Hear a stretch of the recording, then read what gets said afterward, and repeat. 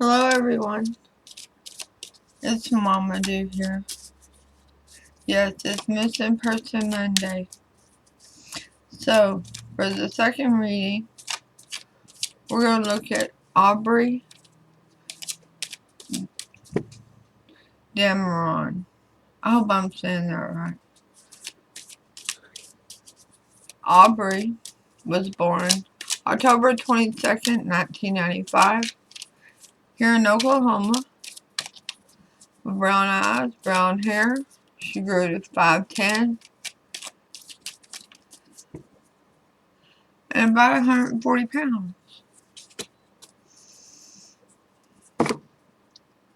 Aubrey, on March the 9th, 2019, 3:30 in the morning, walked out of her mother's house, never to be seen or heard from again. Vanished, disappeared, gone in the wind.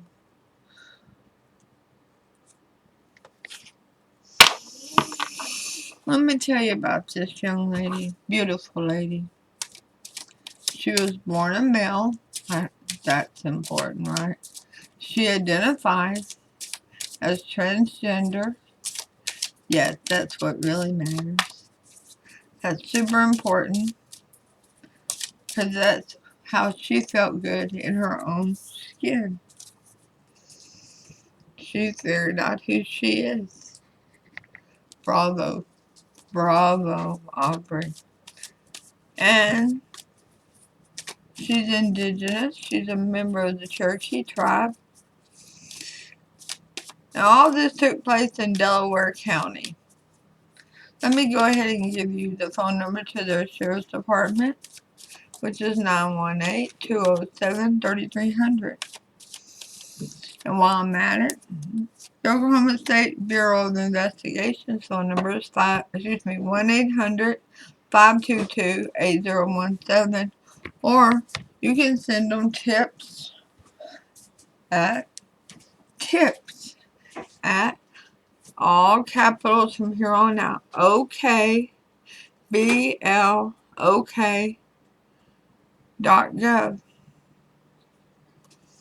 Now, this young lady had a tattoo on her left upper arm of her nickname, Shorty. Although I just pointed to my right, didn't I? With my left arm. And in the middle of her back, towards the midsection, she had a triquetra, which is a circle with a really nice Celtic symbol in the middle about love and compassion and being good to one another. It's just how she based her personality. Everybody talks about she made you family the minute you met her. She just had this outpouring of love about her. So at 3:30 that morning, she walked out of the house in a black jacket, black shirt, black pantyhose, black boots, high heel boots. Oh, you know whose number I didn't give you? How about the FBI? Because yes, they are investigating too. 918-664-3300. So, as Aubrey was growing up, figuring out who she was, who she was going to be, who did she feel like? She came out as gay. Well, that really disturbed her father, to the point that it basically annihilated their relationship. And the best I can tell, she had extremely little contact with him after that, if any at all. He will not play another role in this story. When she came out as transgender, this small little town of 4,000 people, Yeah, 4,000. Not like my area where I think we have between 500 and 600 people. Yes, I live in a small town in Oklahoma that size. We don't have a red light. We don't even have a police officer. We do have a gas station and a marijuana dispensary, but we don't have a red light. And we don't have a restaurant.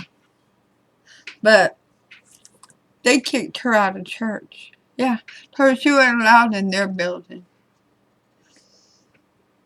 But this beautiful lady, her response was, please pray for each other.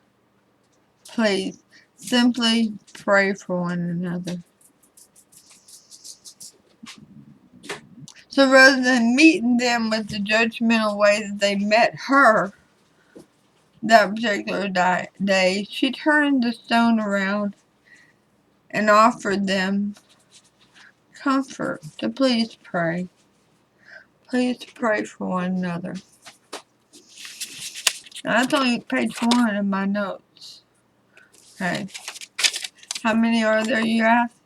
It's a long story. There's 5. So let me go back to some more about her childhood. Growing up, she had somebody she was very, very close to. And that's her Uncle Christian.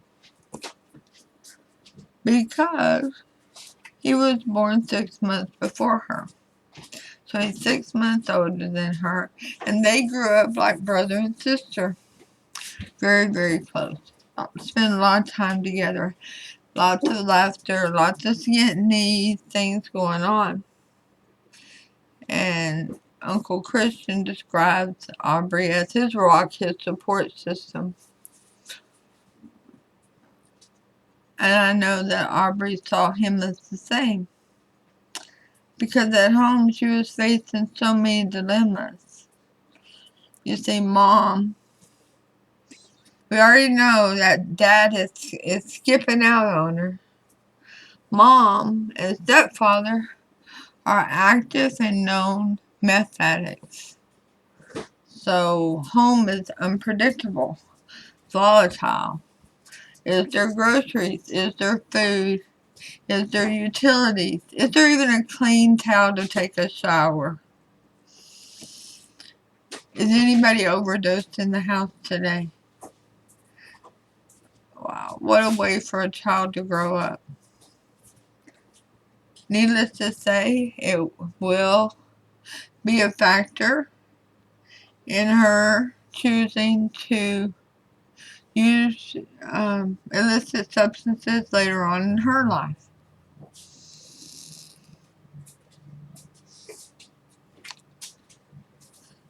Because whenever you have these poor coping skills all around you from people and other adults who could have been making better choices, leaving you in that predicament, you end up making just as poor, if not worse, judgments than they did. But let's move on. 2018 gets here. And she's living in New Mexico with a boyfriend named Jay. Don't start it, Belle. Belle's picking on the cat. Don't pick on him. That's not a good girl. Be mommy's good girl. But she's living with a young man named Jay. And her family starts noticing that, hey, wait a minute, she's not responding on social media like she used to. She's not being herself. So her Uncle Christian's big sister, Aunt Pam, gets in touch with her. Now, I don't know if they did this in writing or a phone call, but considering that she was very scared of Jay in the long run, I'm thinking this was a phone call because Aubrey did not want Jay to know that she had told anybody about the threats. Because things were going south between the two of them pretty bad. And Jay was telling her over and over again, If you leave me, I'm going to kill you. So basically, he was emotionally holding her captive with the threat of, you have no money, you have no transportation, you have no family or support system around here, you have nowhere to hide, and I'm going to come and slaughter you in the streets of New Mexico. There's going to be nobody to help you. What a fear. What a fear. So, I mean, he really got her isolated very well. So they come up with a plan to tell Jay, hey, because I am indigenous, I need to go back to Oklahoma so I can seek treatment for my drug and alcohol problem. And he finally buys into it and lets her leave. I believe she took a bus with her belongings. So, she thought she was going from the fire just back into the frying pan, but she already knew she had to live with her mom again and her stepdad, who are active and known meth addicts. But she got away from Jay safely. And she already knows this devil at home. She knows what to expect from these people, how volatile they can be, how they can be, stealing from her 1 minute and begging from her the next and arguing with her the next and putting her out the door. That's kind of so common in that atmosphere.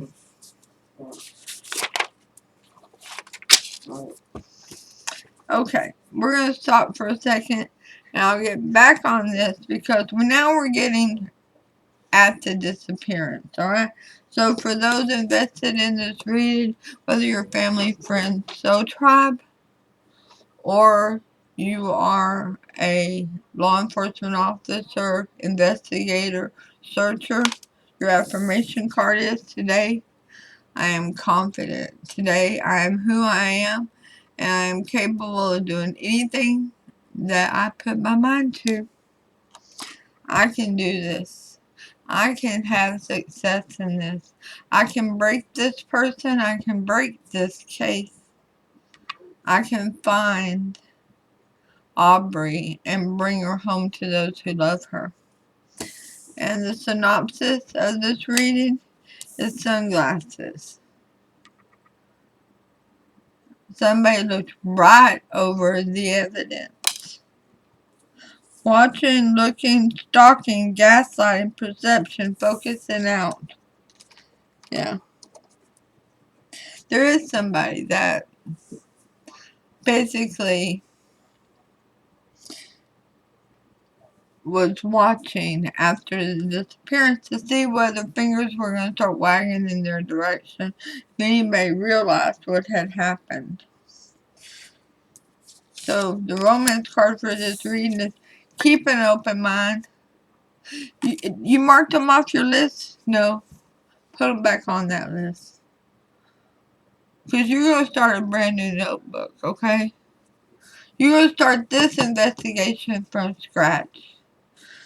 Yes, that's why you're confident and you're taking off your sunglasses so you can see the true value of the statements that have already been made. Your soulmate may differ from your usual type and expectations. It's not who you think it is. Don't worry, I already know. Because I had to repeat the reading because I did the whole reading with her name being pronounced wrong. I don't know how I managed to do that.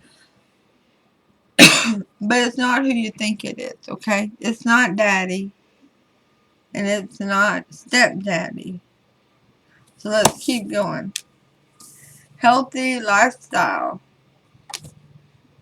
Archangel Raphael. Eat a healthful diet. Get adequate sleep. And exercise regularly for optimal health. Yeah. I believe that's a message from Aubrey to all of you who are invested, to remind you to take care of yourself and be your best you. Always dress for success. Don't dress for the job you have, dress for the job you want. Be you and be amazing at it. So let's see what happened with the disappearance of Aubrey Dameron. Alright, Spirit, what do you got for us? What would you like to reveal to us regarding Aubrey's disappearance in March the 9th, 2019 from Grove, Oklahoma?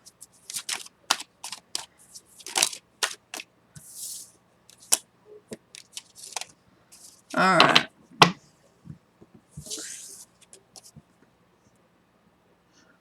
Knight of Cups, the Sun, and the Knight of Pentacles in reverse.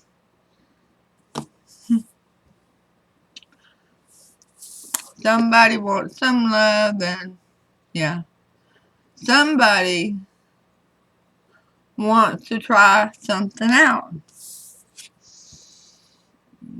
and they're no longer happy with their girl. See the ponytail? Yeah, that's not a knight. Somebody's not happy. And they're really not happy with that person's decision because it's a pentacle. You know, a pentacle has to do with stability and groundedness. And it has value. So this person who's not matched, they're not a mated couple here, they're not a suited couple here,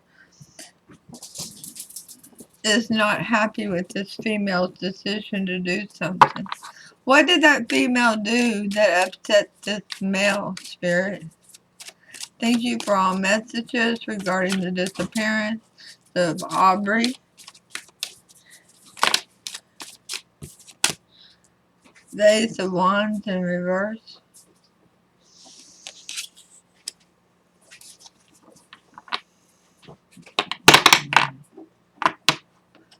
She ain't got the right stuff. Not what he's interested in. Didn't want. Oh, okay. I see how you're doing it, Spirit. Alright. Wow. So, this female is attached to Aubrey. It's a friend of Aubrey's, okay? But this male is also attracted to Aubrey and doesn't want his girl to find out that something has happened. The Queen of Cups, see, something happened. There was somebody who, there was a little bit too much booze or a little bit too much illicit substances applied, and there was an offer of warming up the sheets together applied.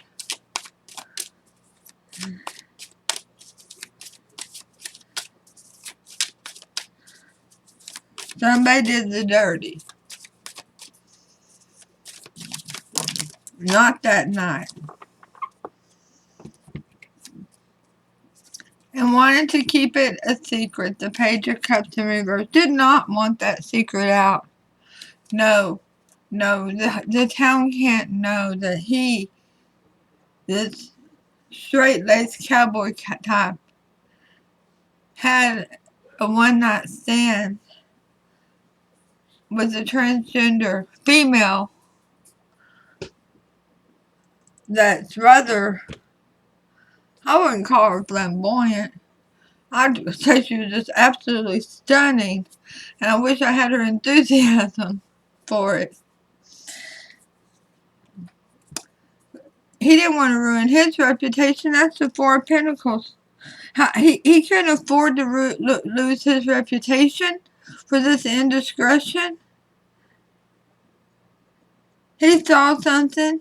He was a little too drunk. He was a little too high. He was a little too both. But he went for it. He did it. King of Swords. So he took action. How did we get here? This friend of Aubrey's. How did Aubrey end up with her friend that night? Well, let's tell some more of the story as we gather more cards up. Alright.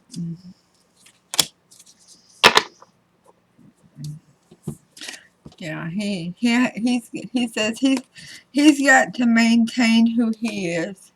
He don't want everybody around town hating him and calling him the names and so forth that they call Aubrey behind her back. But a few weeks before the disappearance, there was a physical altercation at the house between good old stepdaddy and Aubrey.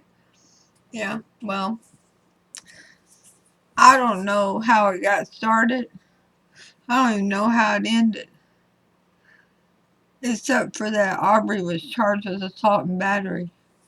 So either she attacked good old stepdad, which I saw a picture of him, he looked pretty big.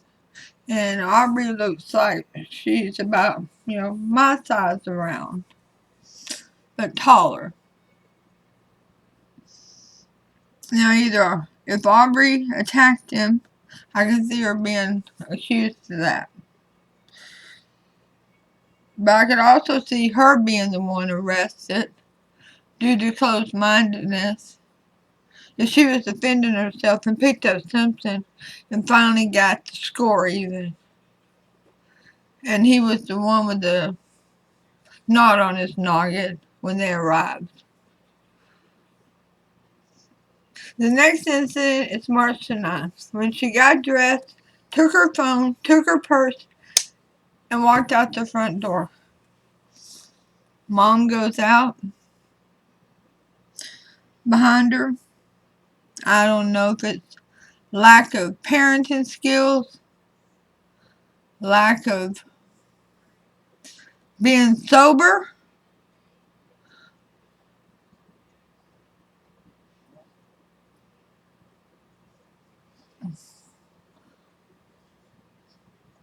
or just a complete lacking in that mother due to the circumstances that Aubrey is a legal adult and able to go wherever she wants, whenever she desires.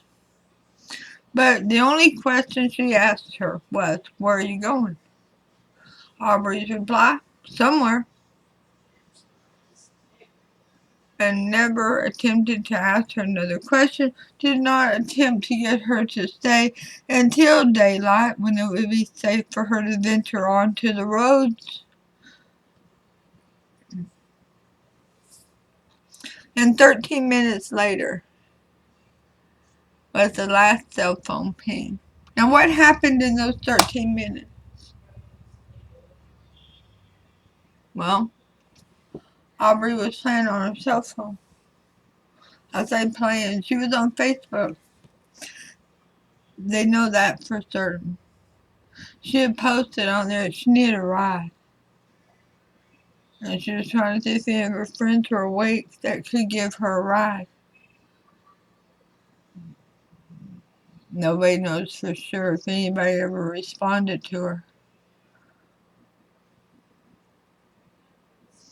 If they say that they have no confirmation that anybody on Facebook responded to her. But people can delete things where we can't see them. And it could be that they went through private messages, or even called her number.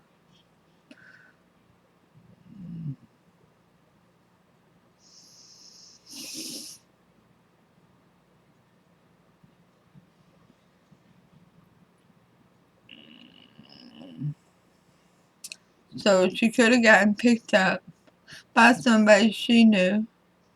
She could have gotten picked up by somebody she didn't know. She could have got hit by a car, but you would find evidence of her being hit by a car usually. There would be blood on the pavement. There might be car parts around. There was none of that. But this friend ended up with her. So I do believe this friend, who is very interested in Aubrey, was the one that responded to Aubrey's call for "I need a ride" and rushed out there and picked her up. And they don't live far. They don't live far down the road. Or they didn't back then. Because 13 minutes later, her cell phone pinged for the very last time. She walked out of the house at 3:30 a.m. and her cell phone pinged at 3:43. The tower associated with her house, and then the phone was either shut off immediately or it died.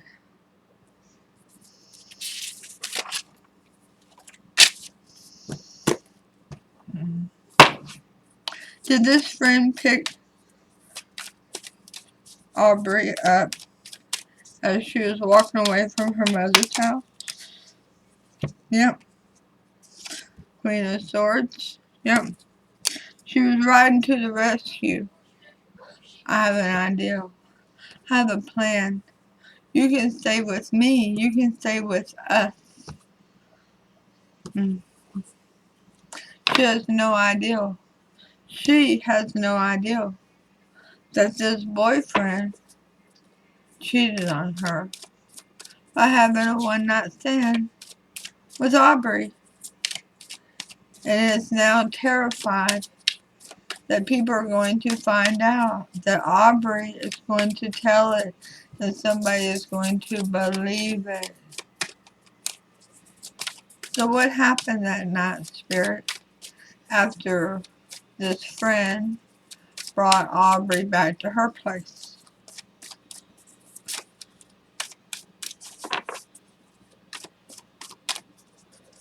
This is such a third-party situation.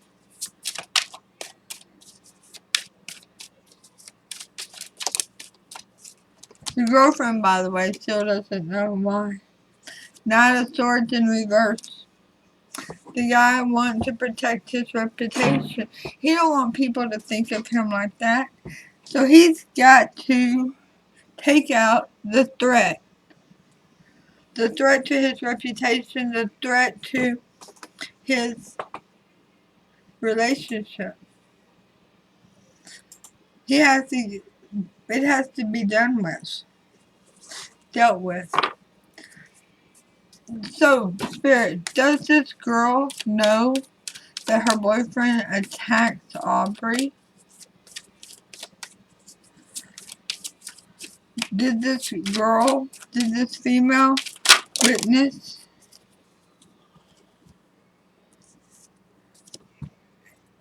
He fought back. Aubrey fought back. Absolutely. Took the cup. Somebody he knew. And the Eight of Cups.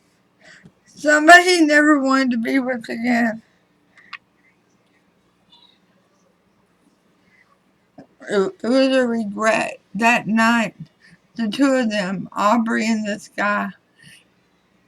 Aubrey regretted the night. The guy regretted the night. But the guy was so absolutely sure Aubrey was going to tell it that he wanted to take out the threat. It was a hell of a fight.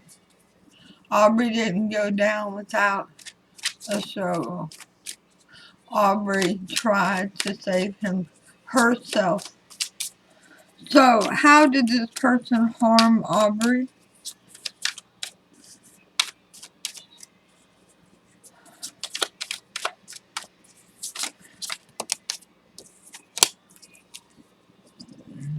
Judgment in reverse.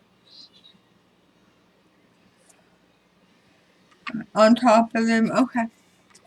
Alright, you see this image is in reverse, and this person's trying to breathe here or blow a horn, but they can't because this person is strangling this person. So Aubrey was strangled, manual strangulation. I don't see a tool, but it absolutely looks like two people there. Spirit, guide, angels, and ancestors. Will this female come forward with the truth? King of Wands in reverse. Well, she's not in love with that guy no more. She's not with that guy anymore. He is not her happiness. He caused a lot of problems for her. So what about her coming forward with the truth of what happened to Aubrey? Seven of Wands in reverse. She's scared. She's scared that he will come back to harm her and she'll be left standing unprotected if she speaks up. And then she'll be living isolated and alone, fearing that, once again, that this guy will find her and do the same thing to her. But here we go. That's law enforcement right there. Searchers. Somebody invested in this reading. It's triggering for you. You know who this female is. She stumbled across her words a couple of times. This happened in her house. You've interviewed her. Ace of Swords in reverse. She lied to you about the death.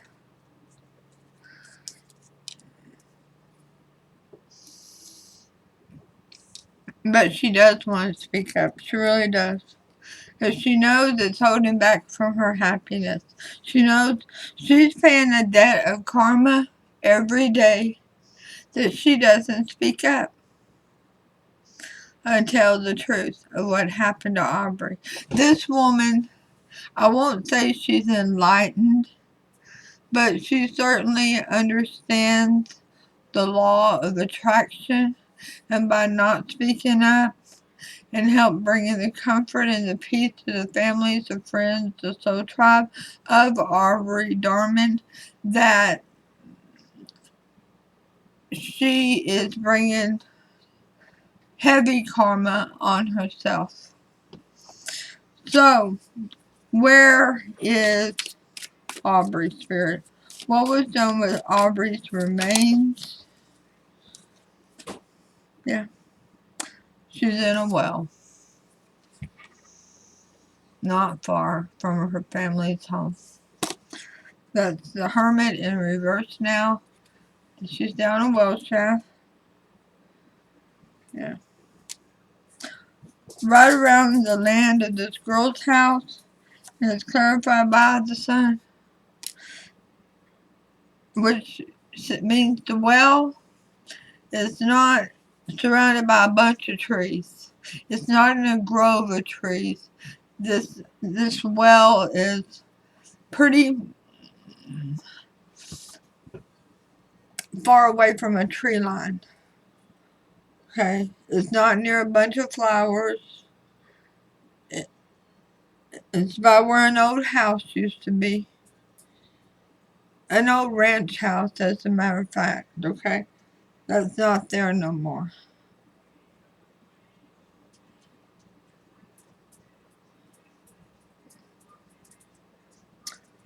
Now you want to hear some more crazy crap about this case?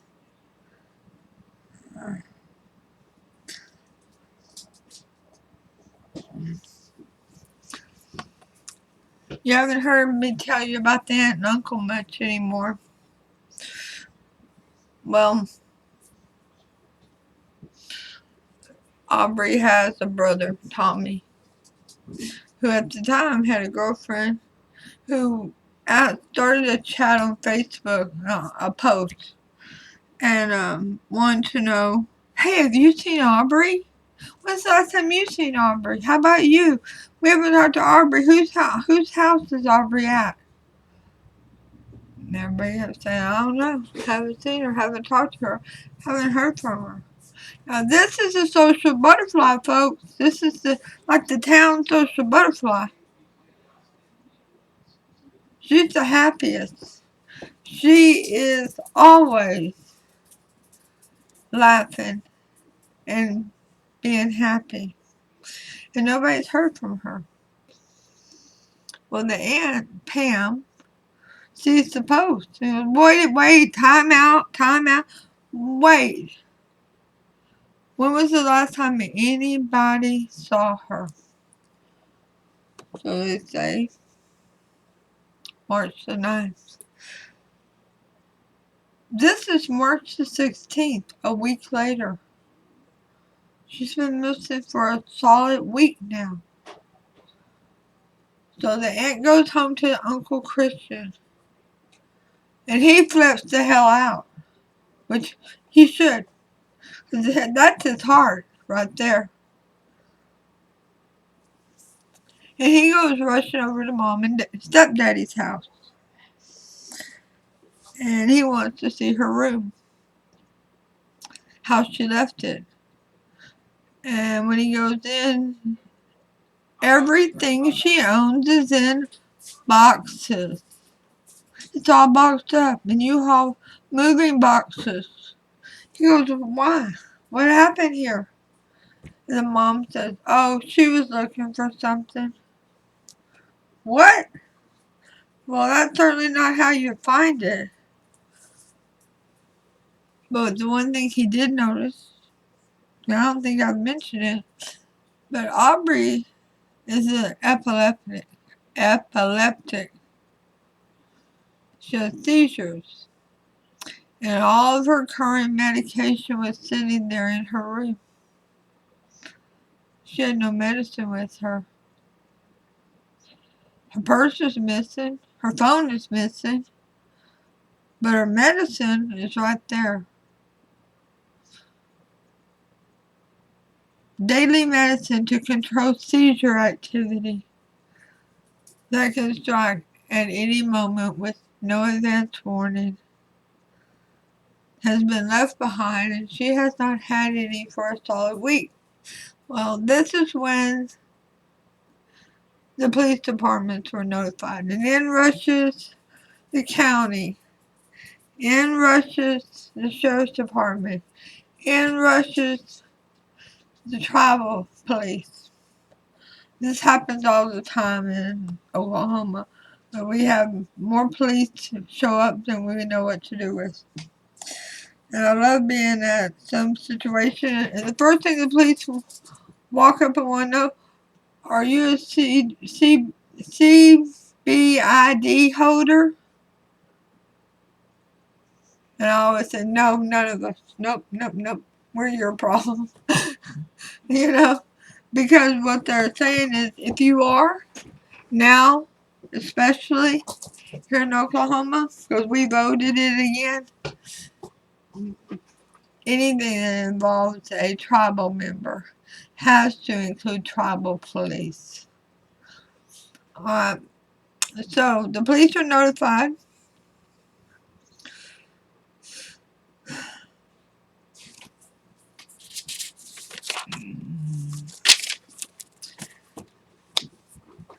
And they contact Jay.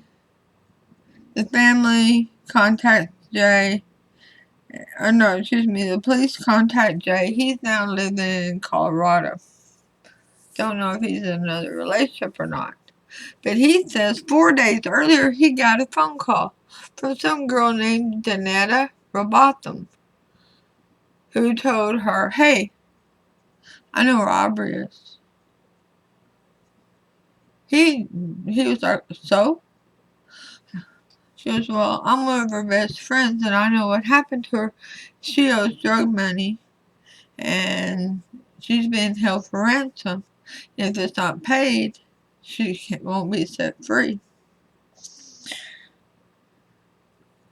He's like, well, you can't be too good a friend, because if you are, you'd have known how our relationship stood. That we broke up over a year ago. And I'm not taking care of any of her debts. Well, the police investigated this information and found out it was a great big hoax. But my question to you is, how did Danetta know 4 days earlier that Aubrey was missing? Who is Danetta? Is that friend? Was she looking for a payday for what her boyfriend had done? Or was she a friend of this friend? Is Danetta the link between this friend and Aubrey?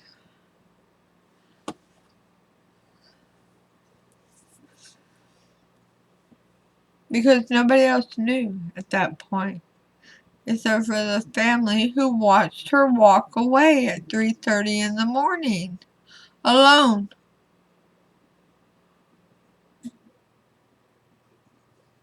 Now, one last thing.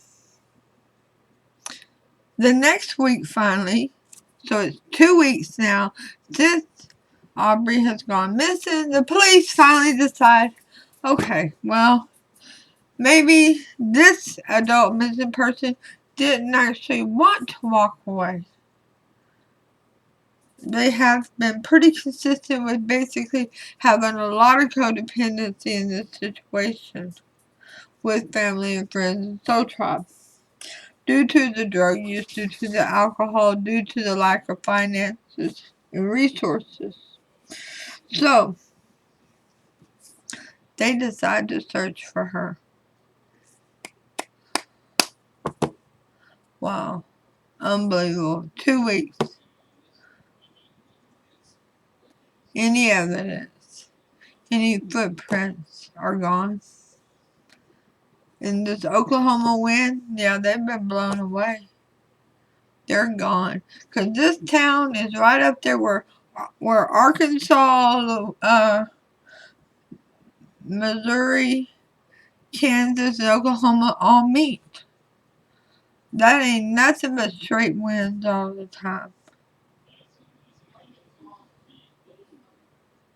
So if she had been hit by a car, any evidence of the car sliding on the gravel, it's gone. If her shirt had been torn, if she was hit, the shirt's 15 miles down the road now. It's gone. But the search went on, and the dogs hit, because they brought out canines. And they said them dogs were serious, very serious, and that they hit hard on this pond. And they drained it. All but 3 feet of it.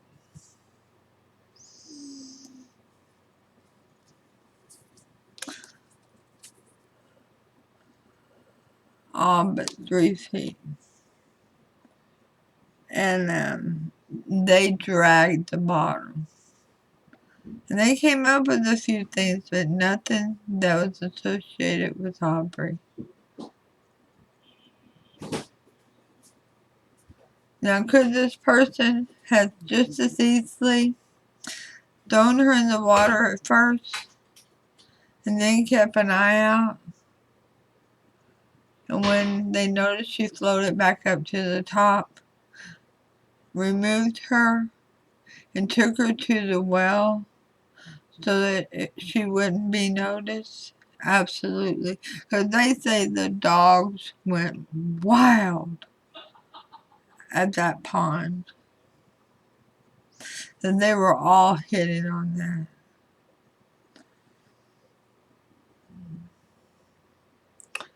So the last thing I'm going to tell you, there's been no activity on any of her social media since she went missing March the 9th, March the 9th, 2019. None. So the most likely outcome of this reading regarding the disappearance of Aubrey Dameron is the Three of Wands. Stay inspired. Keep going forward. Don't stop. Don't stop. Don't stop. 3 don't stops, okay? There's a couple involved against Aubrey, okay? Couple involved against Aubrey. And the most clarifying card is the Queen of Wands. Of course. You are beautiful, Aubrey. Your spirit is beautiful, and I'm very grateful that you shared your spirit with me during this reading. Thank you so very much. And for those of you who are invested in this reading, thank you for being here. Thank you for sharing your energy with me in this reading for Aubrey.